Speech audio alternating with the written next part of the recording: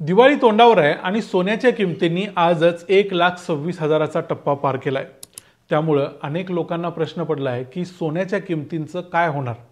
कारण जगभरामध्ये सोन्याच्या किमतीबद्दलच्या तुम्ही मीडियामध्ये अनेक बातम्या ऐकत असता, ज्यामध्ये काही लोक सांगतात की सोन्याच्या किमती आता वाढणार आहेत, दिवाळीपर्यंत त्या 1,50,000 होणार आहेत। कोणी म्हणतं की पुढच्या 1-2 वर्षात त्या 2 लाख 5 लाख होणार आहेत, कोणी म्हणतं 3.5 लाख होणार आहे, कोणी म्हणतं की अगदी 70,000 60,000 पर्यंत सोन्याच्या किमती कोसळणार आहेत। मग सोनं ऑलरेडी बबल टेरिटरीमध्ये आहे काय? सोन्याच्या किमतींचं नक्की काय होणार आहे? आणि सर्वात महत्त्वाचा प्रश्न म्हणजे या दिवाळीच्या तोंडावर सामान्य माणसानं काय केलं पाहिजे? सामान्य माणसाची यामध्ये काय भूमिका असायला पाहिजे? ज्यांना सोनं खरेदी करायचं आहे, ज्यांच्याकडे एखादं लग्न कार्य आहे, ज्यांना काही कारणास्तव सणावाराचं सोनं खरेदी करायचं आहे, त्यांनी या वेळेला काय करायला पाहिजे? त्यामुळे आता सोन्याच्या दराबद्दल नक्की काय भूमिका घ्यावी आणि खरोखर सोनं 70,000 होण्याची किंवा सोन्याचे दर वाढण्याची आपण वाट पाहायला पाहिजे काय? या प्रश्नाचं साधं सोपं उत्तर शोधायचा प्रयत्न आजच्या या व्हिडिओमध्ये आपण करणार आहोत। यासाठी थोडासा अनुभव वापरूया आणि यासाठी थोडा डेटाचा वापर करूया। मी आहे रणजित यादव आणि तुम्ही पाहताय द मराठी बाणा। सर्वप्रथम पाहूया थोडासा डेटा। गोल्डमन सॅक्स, JP Morgan, UBS, ANZ, Citi bank, Deutsche bank या सर्वांनी सांगितलेलं आहे की सोन्याच्या किमती येणाऱ्या काही महिन्यांमध्ये आणि येणाऱ्या जवळजवळ वर्ष दीड वर्षामध्ये वाढतच जाणार आहेत। काहींनी डिसेंबर 2026 सांगितले, काहींनी मार्च 2026 सांगितले, काहींनी डिसेंबर 2025 सांगितले। प्रत्येकाने वेगवेगळी वेळ दिलेली आहे, पण त्यांनी सांगितले की सोन्याचे दर असेच चढे राहतील। पण या रिपोर्ट्सवरती डोळे झाकून विश्वास ठेवता येत नाही। याचं महत्त्वाचं कारण म्हणजे या बँकांचा हा धंदा आहे। हे लोक अशा प्रकारचे रिपोर्ट्स प्रत्येक महिन्याला पब्लिश करत असतात, आपले अगोदर केलेले रिपोर्ट बदलत असतात आणि नवीन रिपोर्ट पब्लिश करत असतात। त्यामुळे यांच्या रिपोर्ट्सवर डोळे झाकून विश्वास ठेवता येत नाही। त्यामध्ये कुणालाही आपण चुकलोय हे मान्य करायचं नसतं आणि सोन्याच्या बाबतीमध्ये किंवा कुठल्याही इव्हन शेअर मार्केटमध्ये अशा गोष्टी कधीच परफेक्ट प्रेडिक्ट करता येत नाहीत। पण याच्यावर डोळे झाकून विश्वास ठेवण्यापेक्षा एक साधी गोष्ट आहे की सोन्याच्या किमती आता वाढत आहेत। त्याचं एक महत्त्वाचं कारण आहे जगभरामध्ये असलेली अस्थिरता। जगभरातल्या या अस्थिरतेमुळे जी युद्ध चालू आहेत त्या युद्धांच्यामुळे आणि अमेरिका, भारत, कझाकस्तान यांच्यासारखे जे देश आता मोठ्या प्रमाणावर सोनं खरेदी करतायत, त्याच्यामुळे सोन्याच्या किमती मागच्या काही वर्षांपासून सलग वाढत आहेत। भारतात तर सोन्याच्या किमती 2021 साली 48,000च्या आसपास होत्या, आज त्या जवळजवळ 1,26,000 आहेत। म्हणजे 4 वर्षात सोन्याच्या किमती 2.5 पटीहून जास्त झालेल्या आहेत। त्यामुळे सोन्याच्या किमती या वाढतच चाललेल्या आहेत आणि सोनं हे माणसाच्या आवाक्याबाहेर जात चाललंय। त्यामुळे इथं मग साहजिकच कुणालाही प्रश्न पडतो की सोन्याच्या किमतींचं मग नक्की होणार काय? सामान्य माणसाच्या आवाक्यात हे सोनं येणार आहे की नाही, की सोन्याच्या किमती ह्या अशा वाढत जातानाच आपण बघायचे? तर याच्यामध्ये आपण सोन्याचा थोडा इतिहास बघूया। सोनं हे मानवाच्या आयुष्यातली अत्यंत महत्त्वाची गोष्ट आहे आणि गेली हजारो वर्षांचा जर इतिहास बघितला तर सोनं हे नेहमीच एक प्रिशियस मेटल राहिलेलं आहे। माणसाला सोन्याची खूप आवड पहिल्यापासूनच आहे। पण किमान मागच्या 100 वर्षाचा इतिहास बघितला तर सोन्याची किंमत देखील कधी कधी पडते। जसं 1980च्या दशकात पडली, जसं 2011 साली पडली, 2013 साली पडली। पण इथं एक गोष्ट लक्षात घ्या की सोन्याच्या किमती ज्या ज्यावेळी पडतात त्यावेळी काही महिन्यांसाठी किंवा अगदी जास्तीत जास्त वर्ष दीड वर्षासाठी पडतात, परत सोनं उभारी घेतं आणि पूर्वीच्या किमती ते पार करतं। हा सोन्याचा इतिहास आहे। यामध्ये एक अपवाद सांगता येईल, तो म्हणजे 1980च्या दशकाचा, ज्यामध्ये सोनं भरपूर काळासाठी स्थिर राहिलं होतं किंवा कमी कमी होत गेली होती सोन्याची व्हॅल्यू। म्हणजे यावरून मागच्या किमान 100-150 वर्षांचा इतिहास पाहून आपण असं म्हणू शकतो की काही होऊ दे, सोन्याच्या किमतीमध्ये थोडाफार चढ उतार जरी झाला तरी जास्त काळासाठी जर आपण आपल्याकडे सोनं ठेवत असू तर सोन्याच्या किमती या वाढतच जातात। म्हणजे अगदी 5-10 वर्षांचा कालावधी जरी पकडला तरी सोन्याच्या किमती या वाढत जातात। त्यामुळे तुम्ही जर एक 10 वर्षांचा कालावधी जर तुमच्याकडे असेल, तुम्ही 10 वर्षांसाठी जर सोनं खरेदी करायला तयार असाल, म्हणजे तेवढ्या जर अगोदर तुम्हाला विकायचं नसेल तर तुम्ही असं पकडून चालू शकता की आज 1.25 लाख रुपयाच्या आसपास असणारं सोनं किमान 10 वर्षानंतर 3.5 लाख रुपयापर्यंत असू शकतं। कारण अशा प्रकारचा डेटा सध्या उपलब्ध आहे आणि त्याच्यावर आपण विश्वास ठेवू शकतो, कारण तो डेटा देखील अभ्यासानंतर बनवलेला आहे। आणि दुसरी गोष्ट म्हणजे त्यासाठी अनेक फॅक्टर्स कन्सिडर केलेले आहेत, जे मोठ्या कालावधीसाठी कन्सिडर केल्यामुळे ते स्टेबल राहतील असं आपण म्हणू शकतो। दुसरी गोष्ट, सोन्यामधला एक महत्त्वाचा ॲडव्हान्टेज असतो, तो म्हणजे सोन्यावर मिळणारं गोल्ड लोन।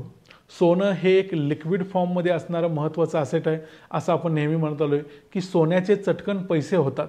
जेव्हा जेव्हा आपल्याला गरज असते पैशाची त्यावेळेला आपण सोनं विकायला जात नाही, आपण सोनं विकायच्या ऐवजी सोन्यावरती गोल्ड लोन घेऊ शकतो आणि त्याचा वापर आपण आपलं काम पूर्ण करण्यासाठी करू शकतो। त्यामुळे सोन्यात घातलेले पैसे हे अडकून राहत नाहीत, हा अनेकांचा अनुभव आहे। त्यामुळे सोन्याच्या किमतीमध्ये आपण असं म्हणू शकतो की पुढच्या वर्षभरात 6 महिन्यात काय होईल, खरोखर सोनं बबल टेरिटरीमध्ये आहे काय, की याच्यापेक्षा मोठा बबल सोनं करणार आहे, ते आज आपण आत्ताच सांगू शकत नाही, ते कुणीच सांगू शकत नाही, मोठ्या मोठ्या बँका सांगू शकत नाहीत। पण होऊ शकतं असं अचानक की एखाद्या दिवशी सोनं कोसळू शकतं, काही महिन्यांसाठी ते कोसळू शकतं, पण ती कोसळणं म्हणजे किती मोठं असेल हे देखील आपल्याला माहिती नाही। सोन्या 1,25,000वरून 1,15,000 येणार की डायरेक्ट ते 1 लाखाच्या आत येणार हे आताच आपण प्रेडिक्ट करू शकत नाही। पण एक गोष्ट प्रेडिक्ट करू शकतो, ती म्हणजे मोठ्या कालावधीसाठी सोन्याचा दर नक्की वाढेल आणि तो भरपूर वाढेल। आता मग महत्त्वाचा प्रश्न येतो की खरोखर आता सोनं खरेदी करायचं की नाही करायचं। तर याच्यामध्ये 2 प्रकारचे लोक मार्केटमध्ये आहेत, एक आहेत पहिले इन्व्हेस्टर्स आणि दुसरे आहेत सामान्य लोक। इन्व्हेस्टर्समध्ये आपण अशा लोकांना पकडू जे लोक शेअर मार्केटमध्ये ऑलरेडी इन्व्हेस्ट करतात, ज्यांना यातली थोडीफार जाण आहे, जे डिजिटल गोल्ड खरेदी करतात, त्याशिवाय जे गोल्ड ETF घेतात। त्यामुळे त्या लोकांना समजतं की सोनं कुठल्या पद्धतीने वापरायचं आहे, त्याच्यामध्ये कमी वेळामध्ये जो त्याच्यामध्ये दरामध्ये चढ उतार होतो त्याचा कसा फायदा घ्यायचा आहे। पण त्याच्यामध्ये मला असं सांगायचं आहे की ज्या लोकांचा अगदी 6 महिन्याचा 1 वर्षाचा होरायझन असेल त्यांनी सोन्यामध्ये आता हात न घातलेलं चांगलं।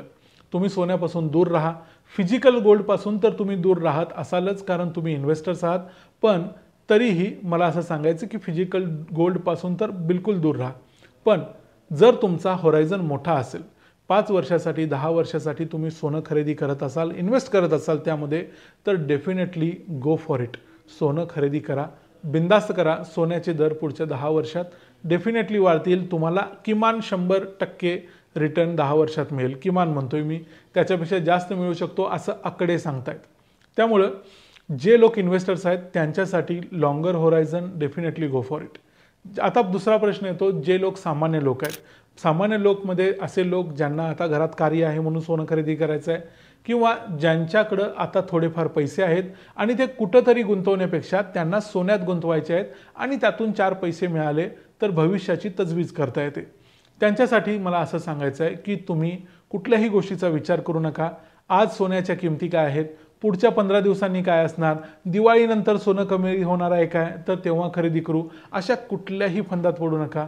सिम्पली आज जा आणि सोनं खरेदी करा, त्याच्या रेटची काळजी तुम्ही करू नका, कारण तुम्हाला ऑलरेडी सोनं महाग मिळत असतं, त्याच्यावरती GST charges, making charges, import duty या सगळ्या गोष्टी असतात। त्याच्यानंतर तुम्ही ते खरेदी करता आणि एवढं करून देखील जर सोन्याच्या किमती वाढल्या तर त्याचा फटका तुम्हाला बसेल। दुसरी महत्त्वाची गोष्ट, सोन्याच्या किमती भलेही जास्त वाढल्या नाहीत किंवा सोन्याच्या किमती जरी क्रॅश जरी झाल्या तरी ज्यांच्याकडे फिजिकल गोल्ड आहे त्यांना काही फरक पडत नाही। मी मगाशी सांगितलं जसं तुम्ही सोन्यावरती गोल्ड लोन घेऊ शकता नेहमी, त्यामुळे या गोल्ड लोनच्या आधारावर तुम्ही तुमच्याकडे एखादी नड असेल तर ती काढू शकता, तुम्ही अडचणींवर मात करू शकता। त्यामुळे सोन्याच्या किमतीच्या बाबतीत घाबरायचं कारण नाही। आणि जे मी म्हटलं पुढच्या 5-10 वर्षांसाठी त्यामध्ये सोन्याची किमती तर डेफिनेटली वाढतील, मग त्यासाठी विचार करायची गरज काय की आज सोन्याची किंमत काय। जर तुम्हाला आज सोनं खरेदी करून पुढच्या डिसेंबरमध्ये म्हणजे येत्या डिसेंबरमध्ये विकायचं असेल आणि त्यातून प्रॉफिट मिळवायचं असेल तर तुम्ही या कॅटेगरीमध्येच बसत नाही, आणि तुम्ही या कॅटेगरीमध्ये जर बसत असाल तर तुम्हाला पुढच्या डिसेंबरला ते विकायचंच नाही आहे, त्यामुळे तुम्ही त्याची चिंता करू नका। तिसरी महत्त्वाची गोष्ट, भलेही पुढच्या 4-5 वर्षात सोन्याच्या किमती जास्त समजा वाढल्या नाहीत, सोन्याच्या किमती आंतरराष्ट्रीय बाजारात स्थिर राहिल्या, कारण आता ट्रम्प यांनी हमास आणि इस्रायलमध्ये डील घडवून आणलेली आहे, ते युद्ध संपलंय असं समजूया। दुसऱ्या बाजूला युक्रेन रशियातलं युद्ध समजा अजून 1 महिन्याभरात संपलं तर जगभरातली अस्थिरता कमी होईल, सोन्याच्या किमती कमी होऊ शकतात। तेव्हा असं जरी झालं तरी त्या कमी किमती होतील डॉलर्समध्ये।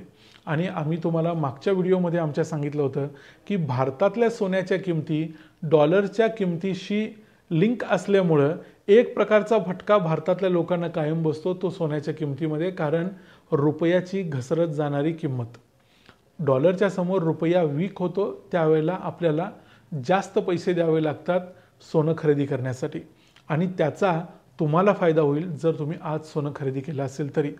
म्हणजे समजा इंटरनॅशनल मार्केटमध्ये 10 ग्रॅम सोन्याची किंमत आज $1300 असेल आणि पुढच्या समजा 2 वर्षांनी या $1300 ऐवजी फक्त $1400 एवढीच किंमत वाढली, म्हणजे $100 सोन्याची किंमत वाढली, तरी देखील भारताच्या रुपयाची किंमत त्यावेळेला किती असेल, त्यावेळेला जर ती 88 असेल तर तुम्हाला फक्त थोडासाच फायदा होईल, पण त्यावेळेला ती 88च्या ऐवजी 92-93 झाली, म्हणजे रुपया जर घसरला तर त्याचा फायदा देखील तुम्हाला मिळणार आहे, म्हणजे त्यावेळेची सोन्याची किंमत भारतात जास्त असणार आहे।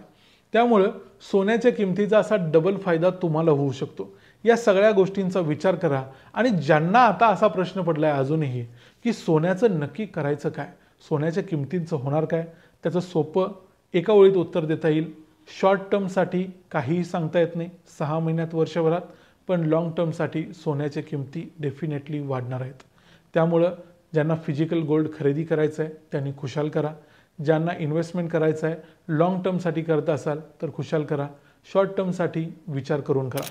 त्यामुळे जे लोक दिवाळीसाठी सोनं खरेदी करायचे अजून थांबलेत सोन्याच्या किमती कमी होतील म्हणून, त्यांनी अजिबात थांबायचं गरज नाही, त्यांनी जाऊन सोने खरेदी करायला हरकत नाही असं मला वाटतं। मी जे या व्हिडिओमध्ये जे सांगितलंय ते थोडाफार इंटरनॅशनली अवेलेबल असलेला डेटा आणि त्याशिवाय आपला स्वतःचा अनुभव या आधारे मी तुम्हाला मला जे वाटते ते सांगितलं। याशिवाय तुम्ही आपला निर्णय स्वतः घेऊ शकता, तुम्ही स्वतः विचार करू शकता की तुम्हाला नक्की काय करायचं आहे, तुमच्याकडे किती वेळ आहे, तुम्हाला किती रिटर्न्स हवे आहेत, या सगळ्या गोष्टींचा विचार करून निर्णय घ्या। या संपूर्ण मुद्द्यावर तुम्हाला काय वाटतं ते आम्हाला कमेंट्समध्ये जरूर सांगा। अशा प्रकारचे व्हिडिओ आम्ही भविष्यात देखील केले पाहिजेत का, शेअर मार्केटबद्दल किंवा सोन्याबद्दल किंवा इतर अशा बँकिंगबद्दलचे व्हिडिओ आम्ही करावेत का, तसे करावेत असं जर तुम्हाला वाटत असेल तरी देखील आम्हाला कमेंट्समध्ये जरूर सांगा। व्हिडिओ आवडला असेल तर व्हिडिओला लाईक करा, चॅनलला सबस्क्राईब करा। पुन्हा भेटू पुढच्या व्हिडिओमध्ये, तोपर्यंत पाहत रहा द मराठी बाणा। जय हिंद, जय महाराष्ट्र।